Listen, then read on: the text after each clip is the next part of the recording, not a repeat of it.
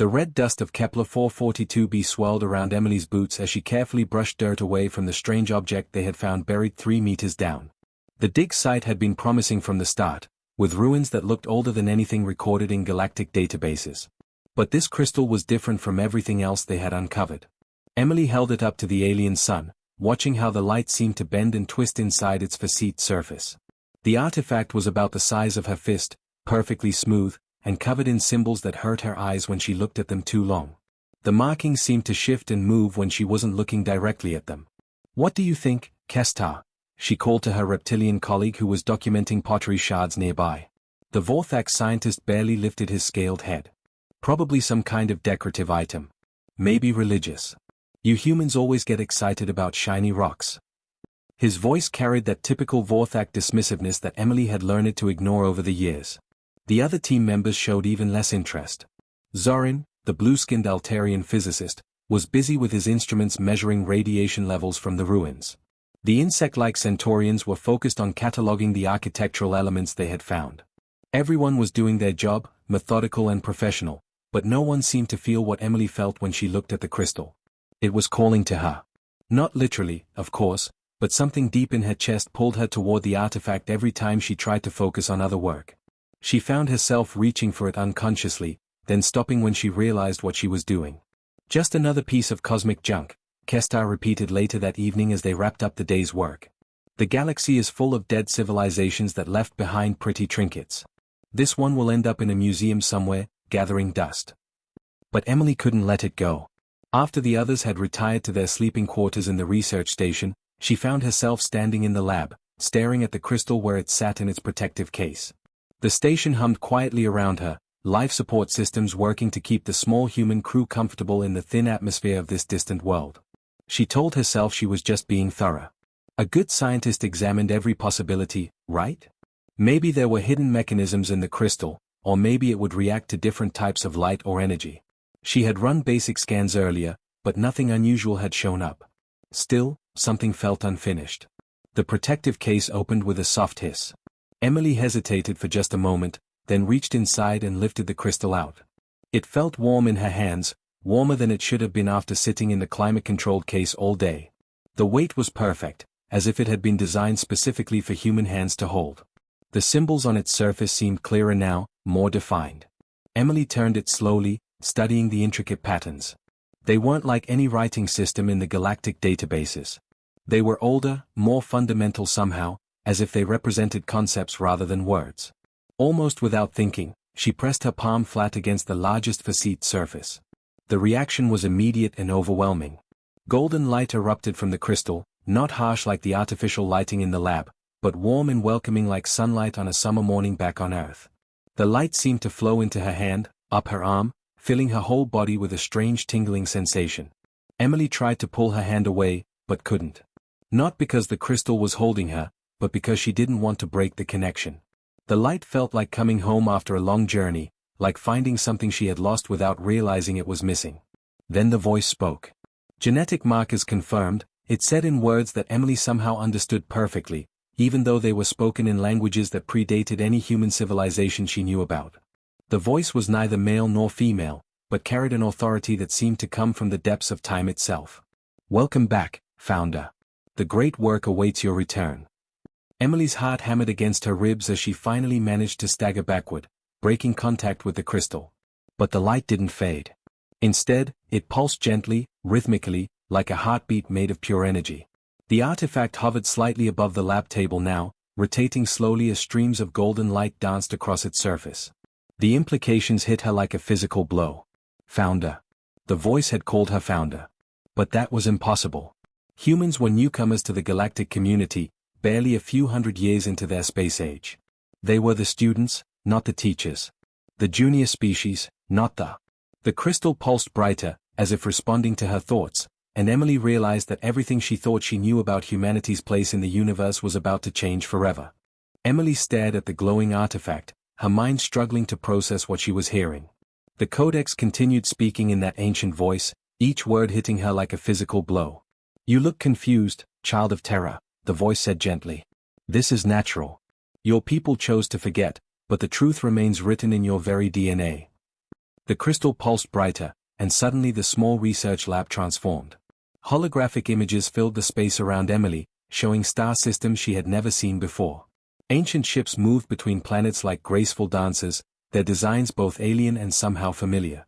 Millions of years ago, your ancestors walked among the stars as easily as you now walk on solid ground, the Codex explained. They were explorers, builders, creators of life itself. Watch and remember. Emily watched in wonder as the hologram showed human figures working alongside primitive alien species. But these weren't the humans she knew from history books. These ancient people possessed technology that made current galactic civilization look like children playing with toys.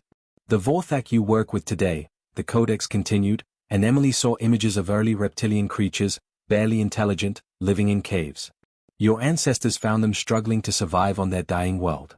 Human scientists gave them enhanced intelligence, stronger bodies, the ability to reason and dream. Emily's jaw dropped. Kestar, her colleague who had dismissed this artifact hours ago, was descended from creatures that humans had helped evolve. The proud reptilian scientist would be horrified to learn this truth. More images flowed past her eyes. The blue-skinned Altarians, masters of mathematics and physics, had once been simple aquatic animals until human genetic engineers enhanced their minds. The graceful Centaurians, renowned throughout the galaxy for their artistic abilities, had been given creativity and emotional depth by human ancestors who saw potential in primitive insect-like creatures. Every major species in the Galactic Research Consortium, Emily whispered, understanding dawning. All of them. All of them children of humanity's gift, the Codex confirmed. Your ancestors didn't conquer worlds. They planted gardens. They saw potential where others saw only primitive life, and they nurtured that potential into something beautiful. Emily sank into her chair, overwhelmed. But why? Why would they do all this and then just disappear? The holographic display shifted, showing Earth as it had been long ago. Not the blue-green world of human history, but a gleaming planet covered in impossible cities that reached into the clouds. Ships the size of mountains orbited the world, and the space around Earth buzzed with activity that put current space stations to shame. Your ancestors grew tired, the Codex said sadly. They had spent millions of years nurturing the galaxy, watching their children grow and thrive. But with great power came great loneliness. They were the teachers, always apart from their students. The parents, always watching their children from a distance. Emily saw the ancient humans making their final decision. Not destruction or conquest, but something far more profound. They chose to give up their power, to forget their cosmic heritage, and to live as simple beings on one small world. They reset themselves, Emily breathed. They chose to become mortal, to live normal lives. Earth became their refuge from godhood, the Codex agreed. They sealed away their technology, buried their history, and allowed themselves to forget. For millions of years, humanity has lived as you know it, while their children have grown to fill the galaxy. The implications made Emily's head spin. Every achievement of galactic civilization, every great alien discovery, every technological breakthrough had been built on foundations laid by ancient humans. The faster-than-light drives used by modern ships? Based on human innovations. The universal translation protocols that allowed different species to communicate? Human-designed algorithms. Even the basic principles of interstellar government had been established by human political theorists millions of years ago. The other species don't know, Emily said. It wasn't a question. They remember us as myths, if at all. The first ones, the builders, the vanished. They have no idea their greatest teachers were human. Your ancestors wanted their children to stand on their own, to develop their own cultures and identities without living in humanity's shadow. Emily thought of her colleagues, of the respect and sometimes condescension she had faced as a human working among supposedly more advanced alien species. The irony was staggering. Humans had been treated as the newcomers, the primitive species just beginning to explore space, when in reality they were the forgotten parents of galactic civilization itself. Why now? She asked. Why are you telling me this now? The Codex pulsed warmly. Because it is time for the children to meet their parents again. The galaxy faces challenges that will require the wisdom of the founders. And you, Emily Martinez, are the key to awakening that ancient knowledge. Captain James Rodriguez had been skeptical when Emily first approached him with the Codex's revelations. The grizzled space veteran had seen enough wild theories and false discoveries in his 30 years of deep space exploration to fill a dozen research journals. But something in Emily's voice, the absolute certainty in her eyes, made him listen. You're asking me to redirect our entire mission based on coordinates from an artifact that claims humans built galactic civilization, he said, leaning back in his captain's chair. Do you understand how that sounds? Emily placed the still glowing Codex on his desk. Touch it, James. Just once. Then tell me if you think I'm crazy. Rodriguez hesitated, then pressed his weathered palm against the crystal surface. His eyes widened as the warm golden light flowed up his arm, and Emily watched his expression change from skepticism to wonder to something approaching fear. Dear God, he whispered, pulling his hand away. The things I saw, the knowledge that just flooded into my mind. Now you understand why we have to investigate those coordinates, Emily said quietly. Within a week, their ship had changed course toward the first location the Codex had provided. The journey took them to the edge of known space, beyond the established trade routes and research outposts. Their destination appeared on sensors as nothing more than empty space, a region marked in galactic charts as unexplored and unremarkable. Dr. Michael Thompson, their team's xenobiologist, was the first to spot the anomaly. Captain, I'm reading massive gravitational distortions ahead. Something huge is out there, but it's not showing up on visual sensors. Emily felt her pulse quicken. It's cloaked. The Codex mentioned that many of the ancient facilities were hidden from detection. As they approached the coordinates, space itself seemed to shimmer and bend. Suddenly, their view screen filled with the impossible sight of a space station that stretched for kilometers in every direction. The structure was elegant beyond anything Emily had ever seen, its hull covered in the same flowing symbols that marked the Codex. Impossible, breathed Dr. Lisa Parker, their chief engineer. That station is easily 50 times larger than the biggest orbital platforms in human space. How could we have missed something like this? Because it didn't want to be found, Emily replied, studying the readings on her console. Until now. Rodriguez guided their ship toward what appeared to be a docking bay. As they approached, massive doors that had been sealed for millions of years began to open with fluid grace. Inside, their ship's lights illuminated a bay that could have held 100 vessels their size. The moment they stepped aboard the ancient station, Emily knew they had entered something far beyond human understanding. The corridors were vast, designed for beings of human proportions but built with a grandeur that spoke of incredible power and knowledge. Emergency lighting flickered on as they walked, responding to their presence after eons of darkness. Michael was the first to find an intact control room. Banks of crystalline displays covered the walls, dark and lifeless. He approached the central console cautiously, then looked back at Emily. The Codex said only humans could activate these systems, she reminded him. Michael nodded and placed both hands on the smooth surface of the main control panel. The reaction was immediate and breathtaking. Light flowed through the crystal networks in the walls like liquid fire. Displays came alive with information in languages that seemed familiar despite being utterly alien. The air itself hummed with power as systems that had slumbered for millions of years awakened to serve their creators once again. Welcome home, children of Terra, a voice spoke from speakers that materialized from the walls themselves. The tone was warm, patient, filled with an emotion that sounded remarkably like joy. We have waited so long for your return. Lisa staggered backward, her engineering instruments beeping frantically as they tried to measure the energy levels around them. This is impossible, she whispered. The power systems alone are centuries ahead of anything we understand. The computing power required to run all of this. She shook her head, unable to finish the sentence. The AI continued speaking as holographic displays filled the air around them. I am Keeper 7, guardian of this facility. I have maintained these systems for 4.2 million years, waiting for the day when humanity would reclaim its heritage. Emily found her voice. How many facilities like this are there? Thousands, Keeper 7 replied. Hidden throughout the galaxy, waiting for human hands to awaken them. Some guard ancient knowledge, others protect advanced technologies. A few contain ships that could cross the galaxy in days rather than years. The implications hit them all at once. Rodriguez was already reaching for his communicator to report back to Earth, when Emily grabbed his arm. Wait, she said. Once we report this, everything changes. The other species, the governments, the balance of power in the galaxy, are we ready for that? But it was already too late.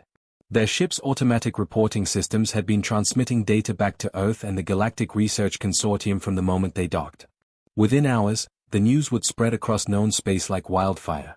Humanity, the junior species that other civilizations barely tolerated as equals, had just discovered they were the architects of galactic civilization itself. And hidden throughout the galaxy were the tools to prove it. The changes started small at first. Dr. David Wilson, a maintenance technician aboard the research vessel, was the first to notice something strange happening to him. He had been working on a broken Altarian gravity generator for hours, struggling with the complex alien technology that usually required specialized training to even understand, let alone repair. But after spending time near the activated Codex, something clicked in David's mind. His hands moved across the alien controls with sudden confidence, adjusting settings he had never seen before with the skill of someone who had worked on these machines his entire life. Within minutes, the gravity generator hummed back to life, running smoother than it had in years. "How did you do that?" asked Dr. Lisa Parker, staring at him in amazement. "You're not trained on Altarian systems." David looked down at his hands, confused. "I don't know. It just felt natural. Like I've always known how these things work."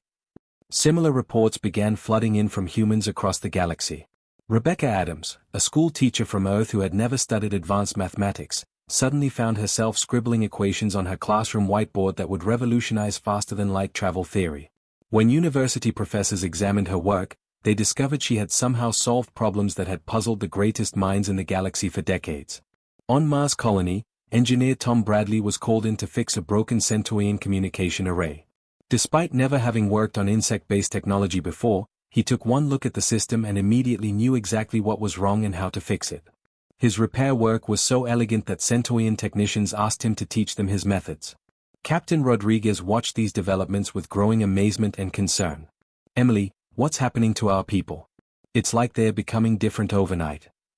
Emily studied the data flowing in from across human space. Every person who had spent time near activated founder technology was showing similar changes. Not just technical knowledge, but linguistic abilities too. Humans were suddenly able to understand and speak alien languages they had never encountered, as if the knowledge was surfacing from somewhere deep in their minds. "It's the genetic encoding," she explained, pulling up holographic displays of human DNA sequences. "The Codex showed me that our ancestors didn't just give us their technology. They embedded knowledge directly into our genetic structure, locked away until the right trigger activated it." The implications were staggering. Every human carry ancient knowledge in their very cells, passed down through millions of years of evolution on Earth. Knowledge of technologies, languages, sciences, and techniques that predated known galactic civilization.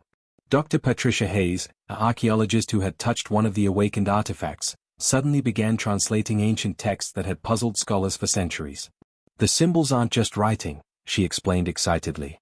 "They're instructions, blueprints, entire libraries of information compressed into genetic memory." News of these developments spread quickly through galactic communication networks. What had started as curiosity about human discoveries was rapidly turning into fear and suspicion among the other species.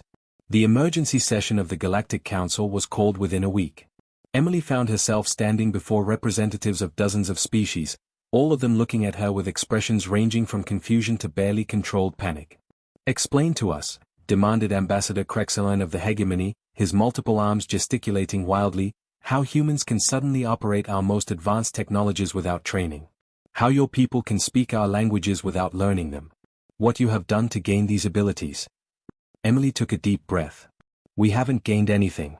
We're remembering. The knowledge was always there, encoded in human DNA by our ancestors millions of years ago. Contact with founder technology is simply unlocking what was already inside us." The council chamber erupted in angry voices. Representatives from different species shouted over each other, demanding explanations, making accusations, expressing fears about what this meant for galactic stability. "This changes everything," hissed the snake-like Ambassador Scythera. "If humans can suddenly access advanced knowledge without study, without earning it, what happens to the rest of us? Humans cannot simply reclaim dominion over species that have developed their own cultures and achievements." Ambassador Crexeline pounded his appendages on the table. "We have built our own civilizations, created our own technologies, earned our place in the galaxy through millennia of effort." Emily looked around the chamber at the fearful, angry faces staring back at her. She understood their terror. From their perspective, humanity had just revealed themselves as sleeping gods, awakening with knowledge and abilities that could reshape galactic civilization overnight. But she also saw something else in their expressions. Beneath the fear was hurt, the pain of children discovering they had never been as independent as they thought. Every achievement their species had made, every breakthrough they had celebrated, was built on foundations laid by the ancestors of the very humans they had often looked down upon as primitive newcomers. The weight of humanity's next decision pressed down on Emily's shoulders. They could use their rediscovered knowledge to dominate, to reclaim the galaxy their ancestors had built. Or they could choose a different path entirely. The future of galactic civilization hung in the balance, waiting for humanity to decide who they wanted to be. The tension in the Galactic Council chamber was thick enough to cut with a knife. Emily stood before the fully awakened Codex, its golden light casting dancing shadows across the faces of dozens of alien representatives. Every eye in the room was fixed on her, waiting to see what humanity would choose to do with their newfound power. Ambassador Krexelin leaned forward in his seat, his multiple arms tense with anticipation. Well, human? What will your species do now that you have remembered your true nature? Will you force us back into subservience to our creators? Emily felt the weight of history pressing down on her shoulders. She could sense the ancient knowledge flowing through her mind, could feel the vast network of human technology scattered across the galaxy, waiting for her command. With a single word, humanity could reclaim dominion over species that had spent millions of years building their own civilizations. But as she looked around the chamber at the fearful faces staring back at her, Emily remembered something the Codex had shown her. Images of her ancestors, not as conquerors but as teachers, nurturing primitive species and helping them grow into something greater than they could have achieved alone. We don't want to rule, she said quietly, her voice carrying clearly through the silent chamber. We want to share. The reaction was immediate. Some representatives looked skeptical, others relieved, but all seemed surprised by her words. The Codex behind her pulsed with warm approval. This was the final test, Emily Martinez, it spoke, its ancient voice filled with something that sounded remarkably like pride. Your ancestors possessed the power to build an empire that would have lasted forever. Instead, they chose to plant seeds of growth, to nurture other species without keeping them dependent. The question was always whether their children would choose wisdom or dominion when the time came to remember. Emily turned to face the assembled representatives. Our ancestors didn't disappear because they were weak or defeated. They chose to step back because they understood something important. True strength isn't about ruling others. It's about helping them become strong enough to stand on their own. Dr. Kevin Walsh, who had been standing quietly in the back of the chamber, stepped forward. The maintenance worker turned genius spoke with new confidence, his mind enhanced by ancient human knowledge. The technologies we've rediscovered aren't meant to give humans an advantage over other species. They're tools that work better when we use them together. He activated a holographic display that showed complex engineering schematics. Look at this faster-than-light engine design. It combines ancient human principles with Altarian mathematical innovations and Centaurian artistic precision. No single species could have created something this elegant alone. Engineer Amanda Foster joined them, her tablet displaying data from collaborative projects already underway. We've been working with Vorthak scientists to merge human genetic engineering techniques with their biological expertise. Together, we're developing medical treatments that could eliminate diseases across dozens of species. Around the chamber, Emily could see the fear in alien faces beginning to transform into curiosity. Ambassador Cynthia Ray, the snake-like representative who had been among the most vocal critics, slithered closer to examine the holographic displays. You would truly share these advances, she asked, her voice filled with cautious hope. Not demand tribute or recognition for your ancestors' contributions. Our ancestors wanted their children to grow up proud and independent, Emily replied. They would be disappointed if we took that away from you now. Over the following months, Emily watched as her words became reality. Human ships began launching on joint missions with vessels from across the galaxy, their crews working side by side with beings whose ancestors had once been primitive animals before human genetic engineering gave them intelligence and consciousness. On the research station where it all began, Dr. Michael Thompson worked alongside Kestar, the Vorthak scientist who had once dismissed the Codex as cosmic junk.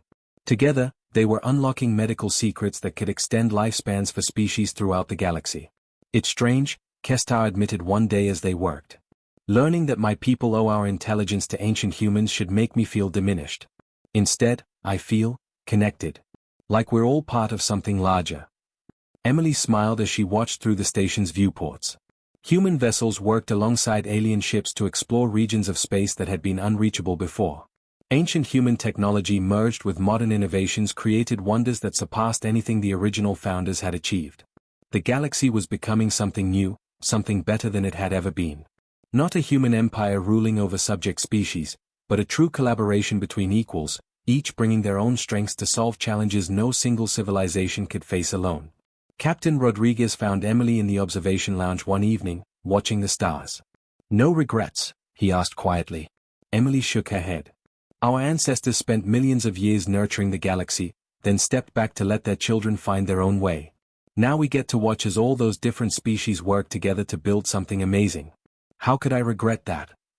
The galaxy stretched endlessly before them, full of mysteries and wonders waiting to be discovered. And for the first time in millions of years, humanity had found its true place among the stars. Not as forgotten gods returning to reclaim their throne, but as the elder siblings they were always meant to be, helping guide their galactic family toward a future brighter than even the founders had dared to imagine.